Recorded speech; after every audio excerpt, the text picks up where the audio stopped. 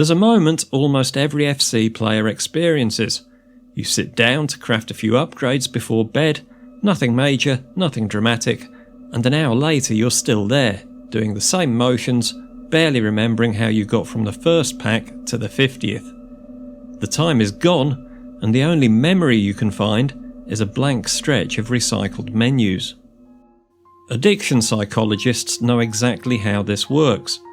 Patterns built on small dopamine spikes, constant near misses, and endless repetition don't stay harmless. They slide quietly into compulsion, even when they feel like routine. Grinders don't call it addiction. They call it efficiency. They call it club management. They call it anything except its real name to make it feel normal. But this level of denial is only possible because the system is designed to make it look that way. Underneath the surface, the behaviour takes on a different shape, one built around repetition, compulsion, and a loss of time awareness. People don't admit it because nobody wants to think that they're addicted to menus. But the mechanism doesn't care about how the behaviour is justified, it only cares about what the behaviour does. But upgrade grinding doesn't behave like efficiency. It behaves like dependence. Each crafting step feels like preparation. Each opening animation feels like a reward. Each recycled card feels like progress. But none of these things complete anything. None of them bring closure. The motion resets the loop resets you, and you build the next upgrade. Grinders describe it as relaxing. They describe it as satisfying. But what they're really describing is the effect of a predictable cycle that simplifies your thinking, narrows your attention, and numbs everything outside it.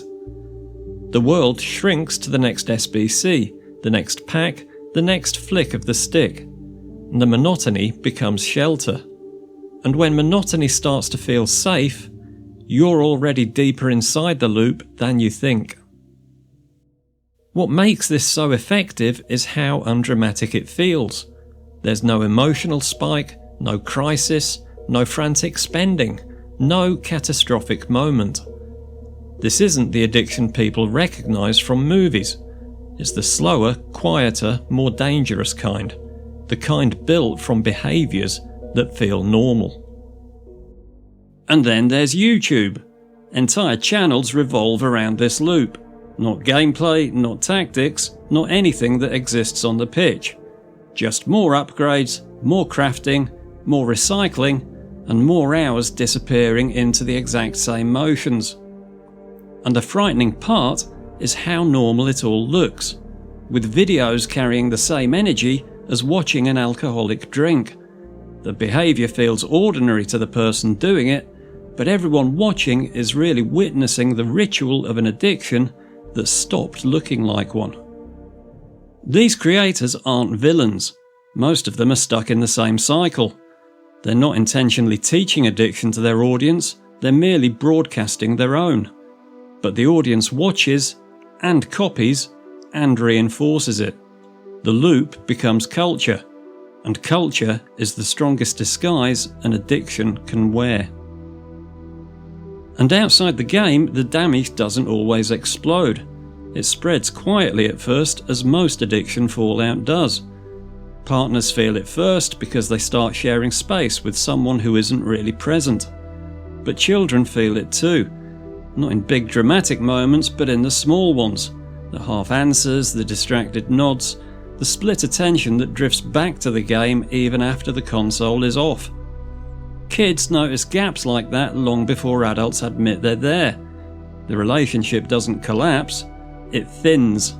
It becomes something you're in but not fully part of. Meanwhile, EA sits in the background harvesting every minute of it. To them, upgrade grinders are the perfect behavioural profile. Predictable, stable, endlessly available. They keep the menus alive when gameplay is dead. They inflate engagement charts even when promos are weak. And they generate vast amounts of data with every repeated action. and they rarely quit because the loop never hurts enough for them to question it. And that's the darkest part. Real addiction doesn't always ruin your life. Sometimes it just quietly steals it and convinces you that you gave it away freely. Players deny this because the behaviour feels organised, calm and controlled. They're not spending money, they're not losing coins, they're not emotionally distressed. But addiction isn't defined by chaos. It's defined by repetition you can't stop. It's defined by the absence of fulfillment, and it's defined by the numbness that makes you keep going long after the enjoyment is gone. Upgrade grinding is engineered to sit precisely in that emotional dead zone, a zone where nothing feels wrong and nothing feels right. Just motion, just routine, just the next upgrade. Players didn't choose this, the system shaped it around them. EA built the loop, YouTube reinforced it, and the community normalised it. This isn't grinding, it never was. This is addiction, flattened, softened, disguised, and presented as progress. And if any of this feels uncomfortably familiar, if you've noticed the hours slipping or the routine tightening around your evenings, you don't have to just live with it. There's real support out there.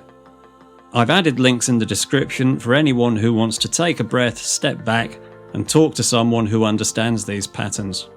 You're not alone in this.